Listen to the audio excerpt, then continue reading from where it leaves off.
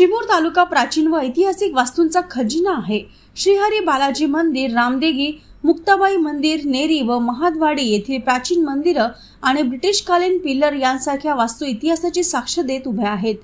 चिमूर तालुक्यात पायऱ्यांच्या 4 गोंडकालीन ऐतिहासिक विहिरी असून 4ही पायऱ्यांच्या विहिरींची अवस्था चिंताजनक आहे। या विरहाच्या संवर्धनाची गरज आहे। पुरातन प्रेमी कवडू लोहकर यांनी प्रशासनाकडे यासाठी सातत्याने पाठपुरावा सुरू केला आहे। प्रशासन व लोकप्रतिनिधींचे दुर्लक्ष या अमूल्य वारशाच्या नाशाला कारणीभूत ठरत असल्याचे मत व्यक्त केले जात आहे।